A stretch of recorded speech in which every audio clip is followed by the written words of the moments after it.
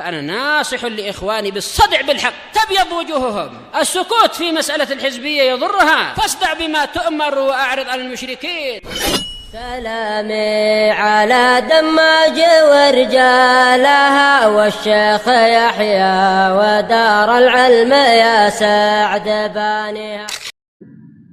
الحمد لله رب العالمين،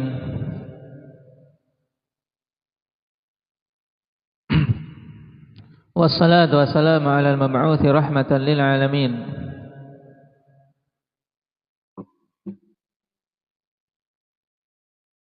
وعلى آله وأصحابه ومن تبعهم بإحسان إلى يوم الدين. أما بعد، ikhwanil kiram rahimani wa rahimakumullah. Alhamdulillah, pada pembahasan yang lalu kita selesai dari bab yang ketiga dari bab-bab dalam muqaddimah Sahih Muslim, yang diakhiri dengan athar yang diriwayatkan dari Abdullah bin Mas'ud radhiyallahu anhu. Dan telah kita ketahui juga bahwasanya athar tersebut ada padanya illah. Berupa apa illahnya? Indah Ahmad, inqita' antara siapa dan siapa?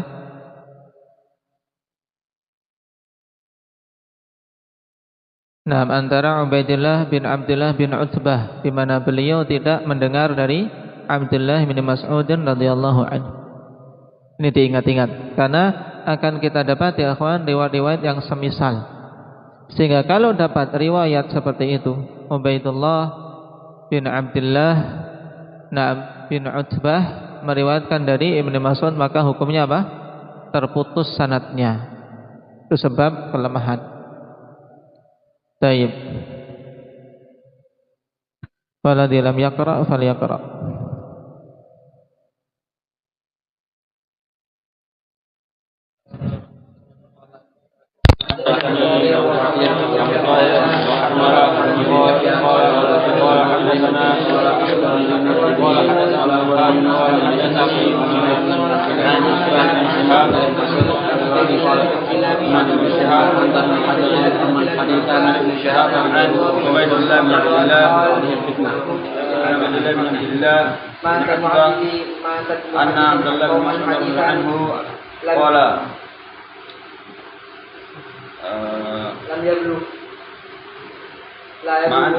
ما أنت محدث قوما حديثا ما تبلغ لا تبلغ عقولهم إلا لبعضهم فتنة إلا كان لبعضهم فتنة.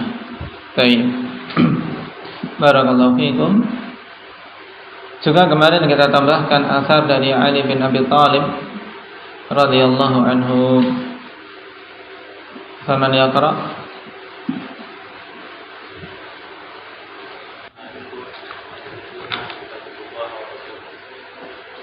Baik.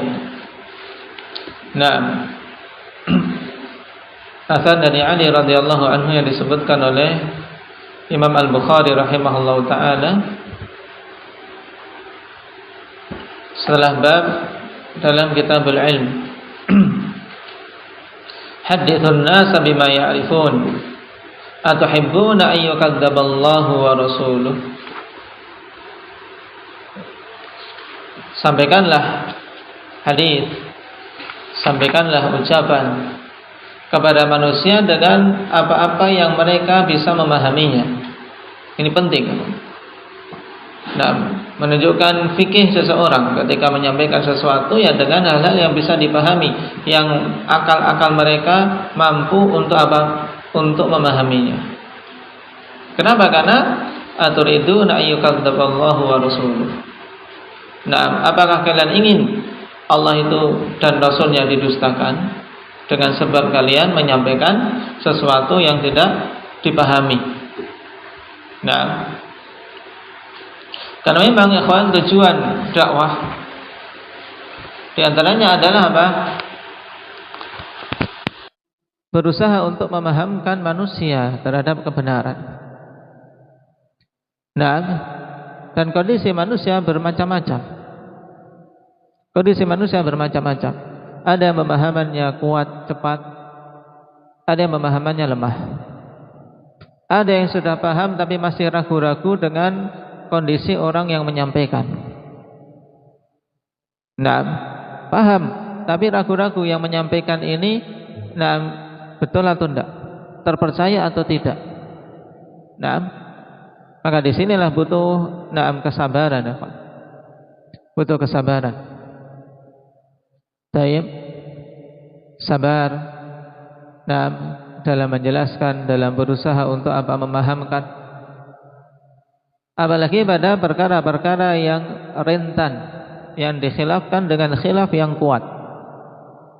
Ketika seorang ingin menjelaskan pendapatnya, butuh kesabaran yang luar biasa, ikhwan. Butuh bayan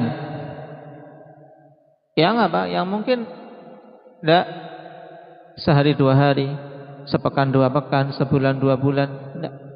Butuh bayan, butuh penjelasan, sehingga sehingga diterima. Kenapa? Karena kalau memang yang diinginkan adalah nasihat lillahi wa li kitabihi wa li rasulihi wa li a'immatil muslimin wa ammatihim, ya. Memang butuh sabar.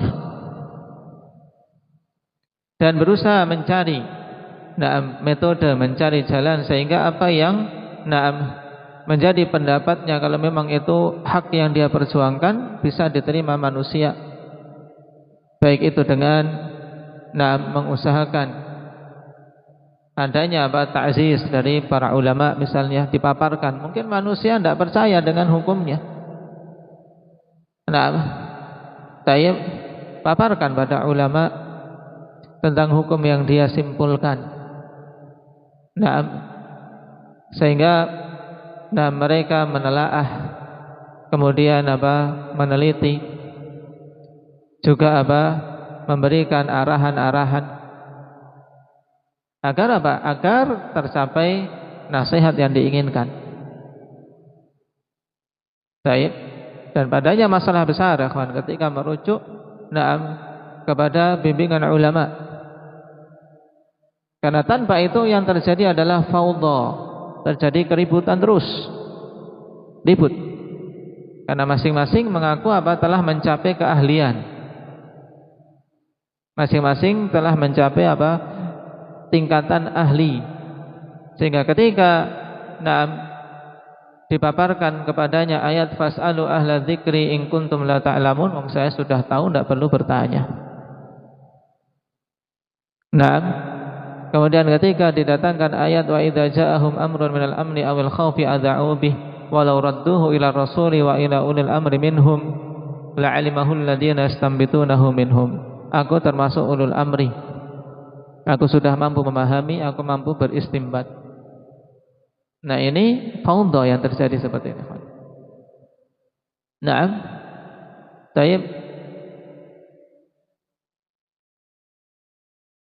Imam sekali Ibnul Qayyim, ketika mendapati kesulitan-kesulitan, mendapati hal-hal yang pelik, kembalinya kepada siapa? Kembali kepada Syekhul Islam Ibnu Taimiyah.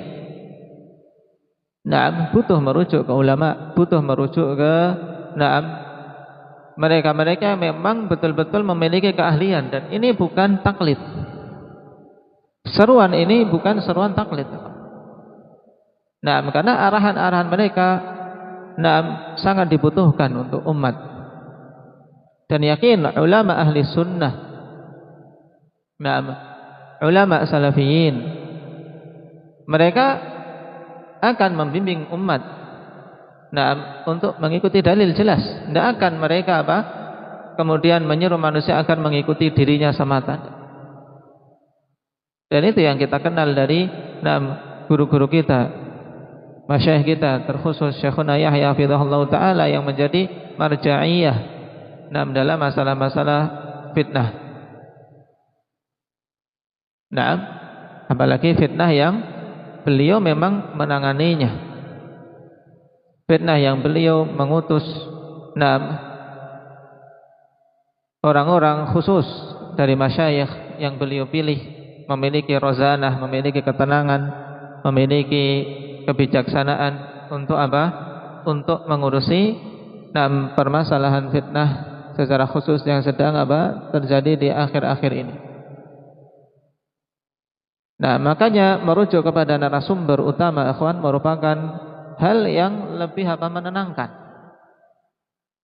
Pada narasumber utama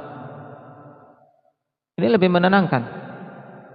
Karena mungkin seseorang ketika mendengar ini sudah ada berita dari orang yang thiqah tentang hukum tabdi' misalnya. Baik, kenapa masih menunggu? Kenapa tidak percaya dengan khabar thiqah? Masalahnya bukan itu. Kenapa masih menunggu kibar ulama? Sehingga disamakan dengan orang-orang sururiyin maupun lukmaniyin. Tentunya ini penyamaan antara dua perkara yang berbeda. Penyamaan dua perkara yang berbeda. Kenapa? Karena slogan para sururiyun maupun lukmaniyun dengan kembali ke kibar, maksudnya adalah untuk menolak. Untuk menolak kebenaran yang datang yang tidak sesuai dengan hawa nafsu mereka. Tapi yang kita serukan adalah untuk betul-betul tabassur, betul-betul melihat. Kenapa? Karena fitnah yang terjadi tidak di depan kita ya. Fitnah terkhusus berhubungan dengan kasus Syekh Muhammad ibn Hizam hadahullahu ta'ala. Perkaranya tidak di depan kita. Juga khabar dari kedua belah pihak saling bantah membantahnya juga sampai tersebar semuanya. Dan Syekhuna Yahya hafizahullah ta'ala telah mengutus masyayikh, sebagian masyayikh yang dipilih seperti Syekh Abu Bilal, Syekh Abu Ammar, kemudian Syekh Abdul Khaliq hafizahumullah ta'ala untuk menangani itu sebagai juru damai atau untuk islah, untuk berusaha mencari jalan keluar bagaimana kedua belah pihak bisa tercapai kebaikan dan semuanya rujuk kepada al-haq dan tabassur, berusaha untuk mencari khabar dari mereka. Karena sampai saat ini anak pribadi akhwan belum mendapatkan keterangan lengkap dari masyayikh yang diutus tersebut, juga dari yang mengutusnya, yaitu Syekhuna Yahya hafizahullah ta'ala.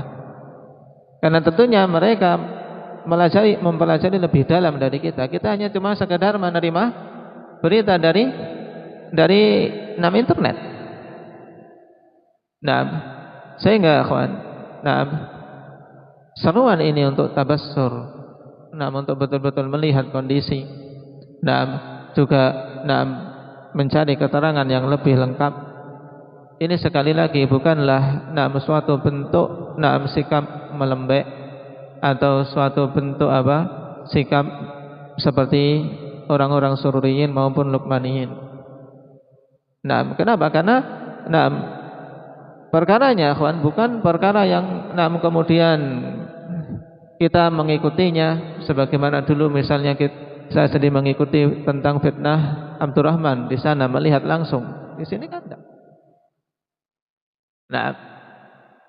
Makanya mungkin ketika ada kritikan tentang hal tersebut atau sebagian ikhwah yang membaca di internet tentang hal tersebut, sekali lagi itu bukan seruan untuk taklid. Bahkan ini seruan yang memang diseru oleh para ulama kita. Karena kalau semuanya terjun ikhwan, jadinya faudah. Semuanya terjun jadinya faudah. Tidak ada dalam pembahasan penuntut ilmu jarh wa ta'dil, talib jarh wa ta'dil. Yang ada imam jarh wa ta'dil atau ulama jarh wa ta'dil. Kenapa? Karena memang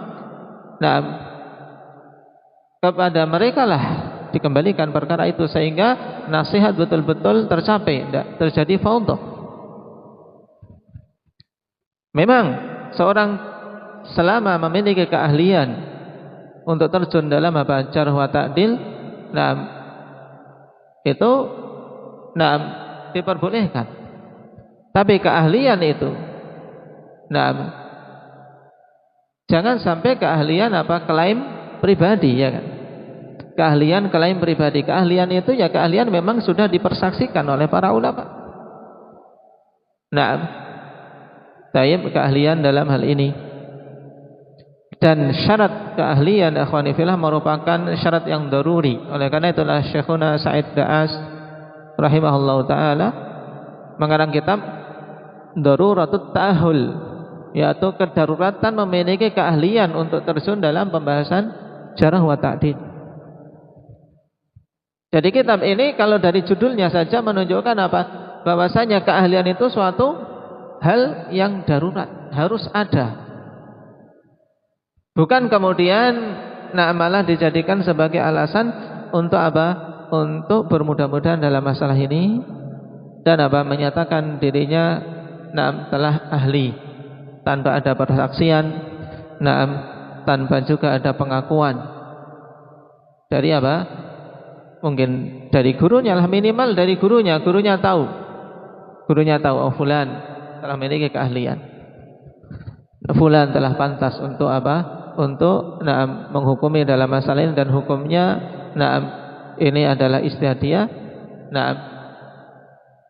misalnya telah diakui ijtihadnya sebagaimana sikap Syekhuna Yahya hafizahullah taala terhadap beberapa masyayikh yang berijtihad dalam suatu masalah dan berbeda dengan beliau. Ya, beliau tidak kemudian menekankan harus ikut saya, tidak. Karena memang dianggap sudah memiliki keahlian, memiliki kemampuan. Baik. Ini sebagai gambaran ya kawan. Untuk seseorang betul-betul dalam hari-hari yang seperti ini banyak fitnah, juga banyaknya perkara-perkara yang disebar di internet yang mungkin orang membaca dalam keadaan sebagaimana disebutkan oleh Ali tadi, hadithun nasa bima ya'rifun, tidak paham kaidah itu apa, kaidah sehingga sebagian ketika melihat ini lebih cocok akhirnya dia ikuti. Kemudian yang itu kok kurang cocok akhirnya dia tinggalkan tanpa memahami sebab duduk masalahnya bagaimana. Kaidah yang dipakai kaidahnya sama tapi penerapannya banyak yang berbeda. Dalil yang dipakai sama tapi penerapannya banyak berbeda.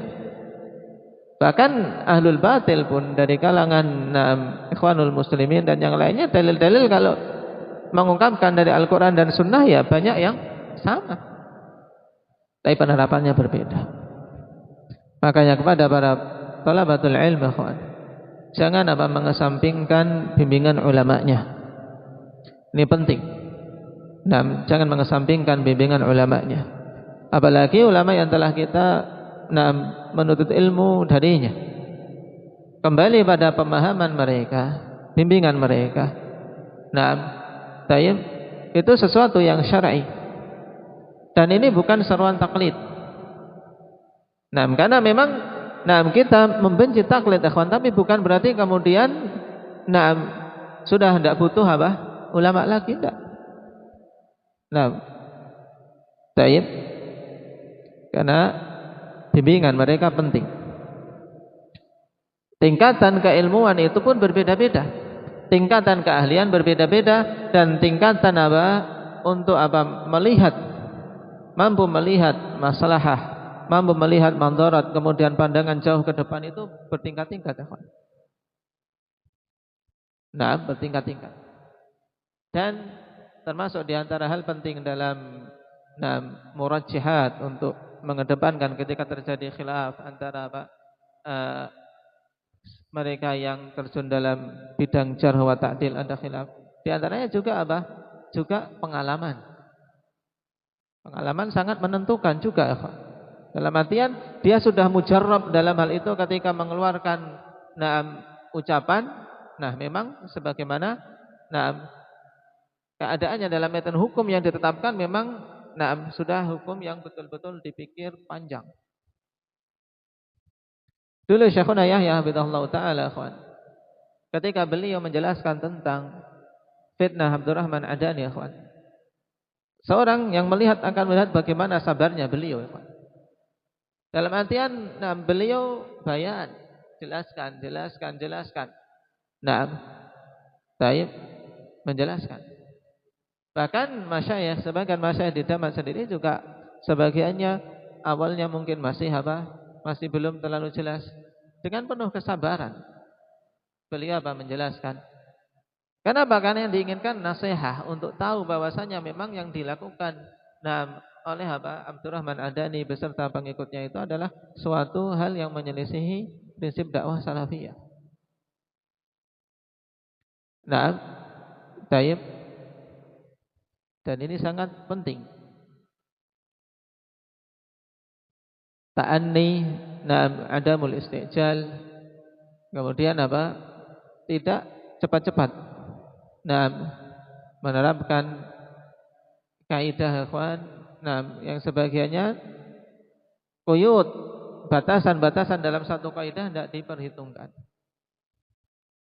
Siapa yang tawakuf tentang tabdi ahli bidah, ada hukum ahli bidah. Siapa yang tidak membid'ahkan ahli bidah, mubtadi'. Tayyib. Siapa yang melakukan bid'ah sudah dinasihati tidak meninggalkan, mubtadi'. Tayyib.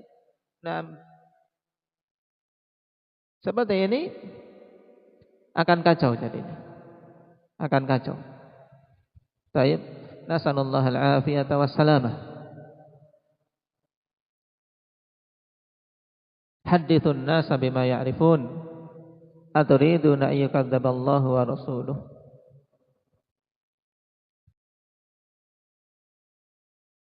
Sekarang kita masuk pada bab yang keempat.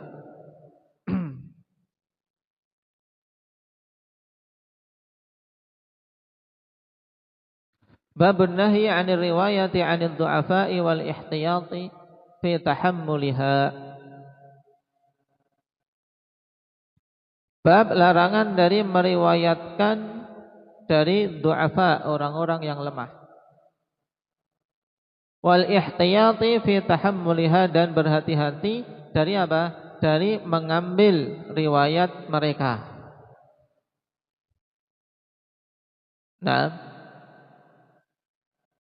Jadi ada larangan meriwayatkan dari du'afa dan masalah kehati-hatian.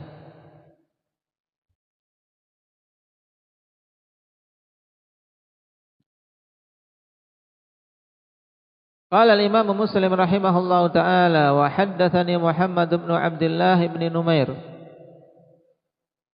wa Zuhair bin Harb.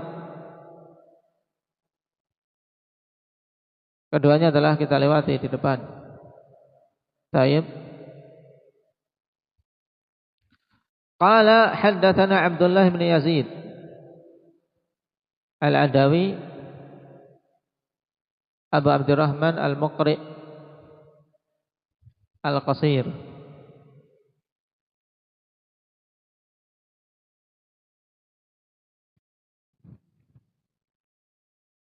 Dikatakan oleh Imam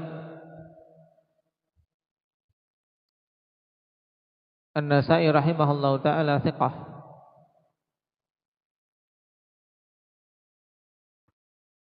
Yang Ibnu Mubarak rahimahullahu ta'ala bila ditanya tentang beliau ini, beliau ungkapkan bahwasanya beliau adalah zahaban madruban khalisan, yaitu suatu ibarat suatu emas yang murni.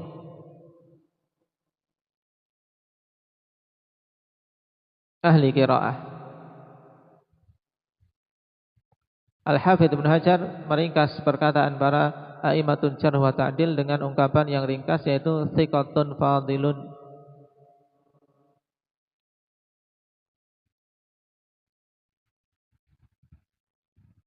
Qala haddatsani Sa'id bin Abi Ayyub, telah menyampaikan hadis kepadaku Sa'id bin Abi Ayyub.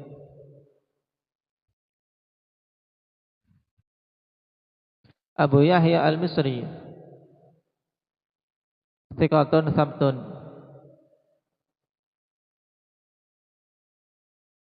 Ibnu Ma'in mengatakan thiqah.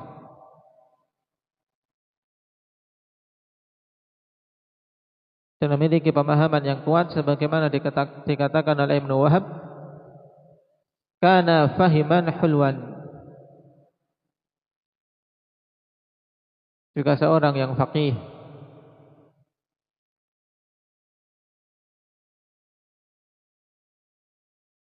Qala haddatsani Abu Hani, telah menyampaikan hadits kepadaku Abu Hani,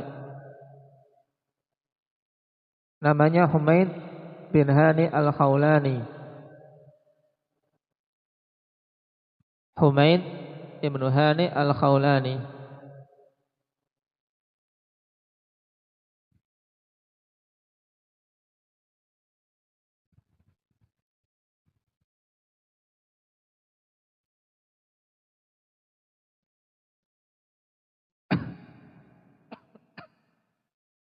Imam Nasai mengatakan laisa bihi ba'sun.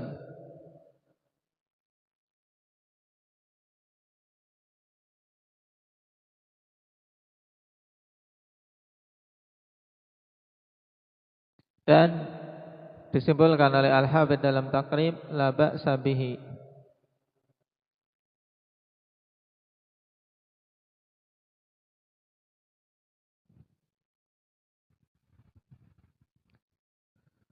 An Abi Uthman Muslim bin Yasar, dari Abu Uthman Muslim bin Yasar Al-Misri,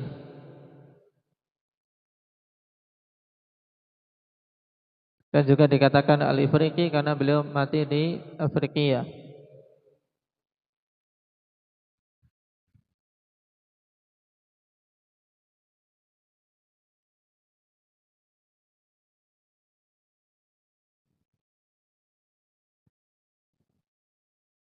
Al-Hafidz Ibnu Hajar rahimahullah ta'ala mengatakan dalam Taqrib maqbul. Dan istilah maqbul, nah di sisi Al-Hafidz Ibnu Hajar ikhwanifillah, seorang yang lemah tapi bisa diterima ketika ada penguatnya.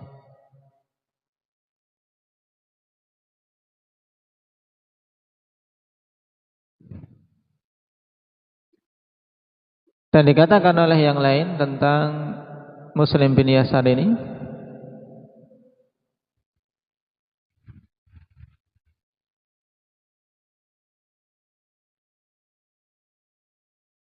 Imam Daruqutni rahimahullah ta'ala mengatakan yu'tabaru bih,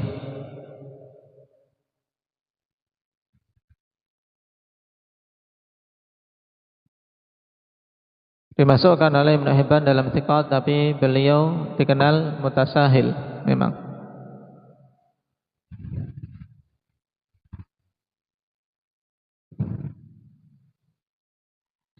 Baik, ikhwan, berhubungan dengan hukum dari Al-Hafidz Ibnu Hajar rahimahullah ta'ala tentang Muslim bin Yasar ini yang memiliki takrib, nah diberi penjelasan bahwasanya hukum makbul, nah tidak benar.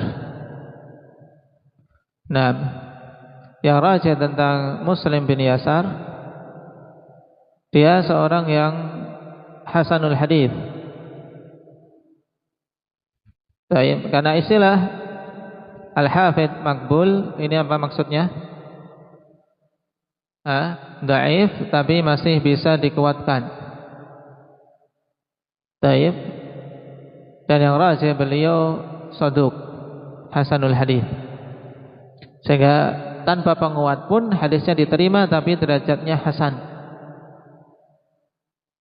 Sebagaimana ditegaskan oleh Imam Az-Zahabi rahimahullahu ta'ala. Naam, telah meriwayatkan darinya sederetan para perawi. Disebutkan oleh Zahabi dalam Al-Mizan, la yablughu hadithuhu darajat as-sihah wa huwa fi nafsihi saduq. Memang tidak sampai derajat sahih, tapi apa? Tapi dia sendiri seorang yang saduq sehingga hasan. Derajat hadisnya hasan. Dan ini juga yang diriwayatkan oleh Syekhuna Abu Amr hafizahullah ta'ala tentang hukum hadis ini. Dalam derajatnya hasan, ya kawan, sebagaimana dalam Mukhtasar.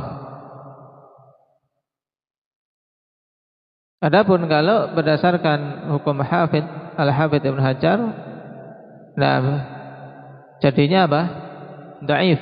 Ya, riwayat ini jadinya dhaif karena ada Muslim bin Yasar, sebab dihukumi makbul. Tapi yang rajih beliau seorang yang hasanul hadis.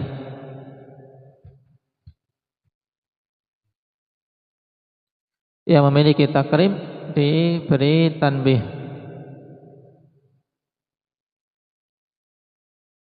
An Abi Hurairah radhiyallahu anhu, sahabiyyun masyhur, an Rasulillah sallallahu alaihi wasallam annahu qala sayakunu fi akhir ummati unasun yuhaddithunakum ma lam tasma'u antum wala aba'ukum fa iyyakum wa iyyahum.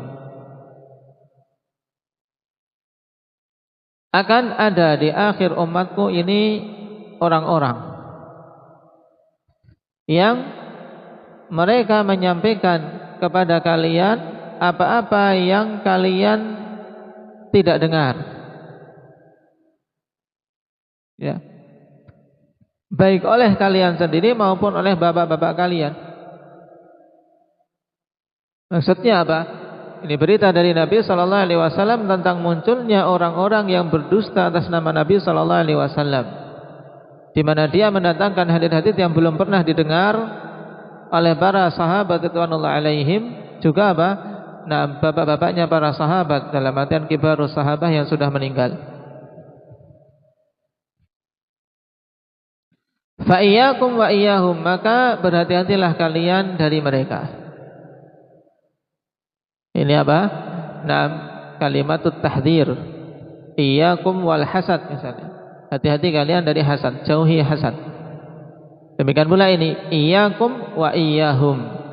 Jadi jangan sampai bingung dikiranya ini apa? Bagaimana iyyakum dan iyyahum diberi wawu ataf. Ini na'am konteksnya konteks tahdzir. Fa iyyakum wa iyyahum. Seperti apa? Konteks iyyakum wal hasad, iyyakum wal julus, ya, fituruqat. Konteksnya sama, ya. Maka nah, hati-hati kalian dari mereka, jauhi orang-orang yang menyampaikan hadis-hadis yang palsu. Di sini peringatan dari Nabi sallallahu alaihi wasallam, akhwanifillah, jangan sampai mengambil dari apa? Para du'afa, yaitu orang-orang yang lemah yang menyampaikan hadis yang tidak pernah didengar. Nah, dalam artian menyampaikan hadis yang lemah yang muncul dari apa? Dari karangan-karangan mereka sendiri. Selain juga pada hadis ini, ya kawan, terdapat tanda-tanda kenabian Rasulullah sallallahu alaihi wasallam, di mana beliau mengkhabarkan sesuatu yang akan terjadi dan betul terjadi sebagaimana yang dikhabarkan. Munculnya apa? Para pemalsu hadis.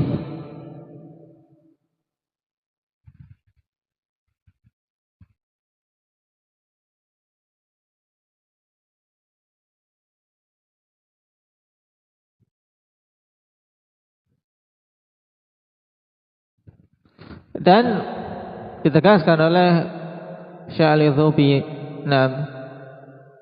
Syekh Ali Adam Al-Ethiopi rahimahullah ta'ala,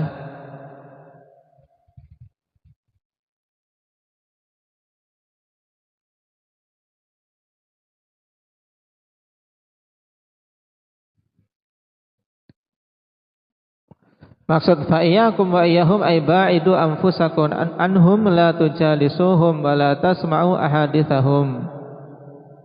Menjauhlah kalian dari mereka dan jangan duduk-duduk bersama mereka, serta jangan mendengarkan hadis-hadis mereka. Li'alla yataqarrara dzalikal haditsul mukhtalaq fi nufusikum. Ini alasannya agar apa? Tidak menancap hadis-hadis yang dibuat-buat itu di jiwa-jiwa kalian, fata'jizu 'anit takhallus minhu, sehingga kalian tidak mampu untuk bisa melepaskan diri darinya. Dan ini kebatilan, ikhwan. Kalau sudah terlanjur tertancap di hati, banyak manusia sulit untuk apa? Untuk melepaskannya. Demikian pula syubhat. Syubhat kalau sudah masuk ke dalam hati, maka sulit untuk seorang bisa lepas. Sehingga menjadikan hatinya terfitnah. Karena penyakit hati yang paling mengkhawatirkan ikhwani fillah yaitu apa? Maradus syubhah. Penyakit syubhat. Sebagaimana telah kita lewati dalam syarah Tahawiyah bahwasanya di antara penyakit hati yang paling berbahaya adalah apa? Penyakit syahwat dan penyakit syubhat. Dan penyakit syubhat lebih parah.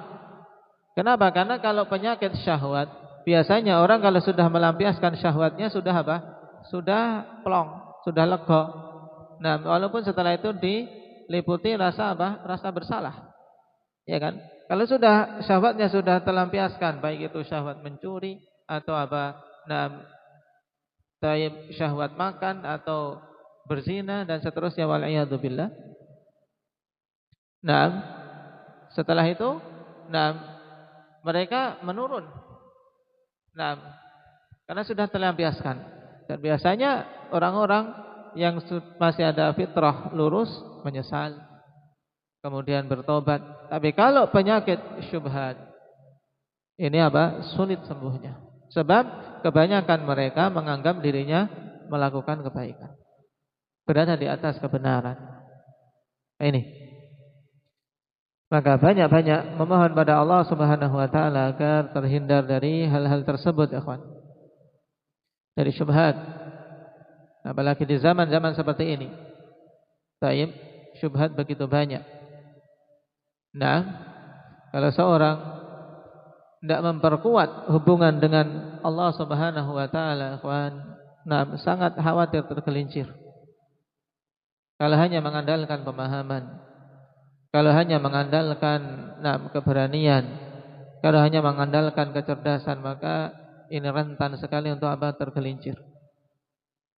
Banyak orang-orang yang tingkatannya jauh di atas kita, tingkatan ulama, yang tergelincir dari jalan yang lurus.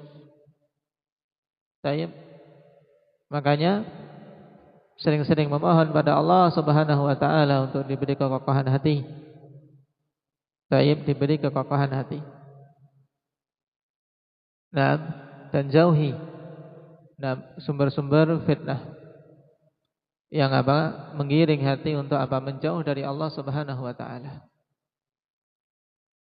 Seseorang, ikhwan, kalau berbicara menjelaskan tentang masalah fitan, kalau kemudian jauh dari ibadah, terlihat semakin jauh dari ibadah, ini hati-hati. Karena apa? Karena alamat dia terjerumus dan terseret di dalamnya, terjerumus dalam keburukan. Karena perkara fitnah, perkara yang sebenarnya kalau seorang jujur, dia akan semakin semakin mohon pada Allah Subhanahu wa taala diberi taufik. Diberi jalan keluar. Diberi petunjuk pada perkara-perkara yang diperselisihkan. Tapi pada perkara-perkara yang diperselisihkan minta petunjuk pada Allah Subhanahu wa taala, minta sabat, minta taufik. Makanya kalau kita melihat diri kita kok ketika membahas suatu masalah seputar fitnah kok malah kita terasa gersang hatinya, jauh dari Allah Subhanahu wa taala, maka segera kembali. Perbaiki hubungan dengan Allah. Karena khawatir seorang terseret pada kebatilan. Karena di antara benteng terbesar untuk seorang selamat dari fitnah, ikhwan, yaitu takwa. Wa'tasimu billahi huwa maulakum. Ini butuh i'tisam billah. Kita mendekat pada Allah Subhanahu wa taala, minta taufik, minta sadat dalam banyak hal. Minta kelurusan. Nasallallahu ayyahdiyana wa yusaddidana. Walhamdulillahirabbil alamin.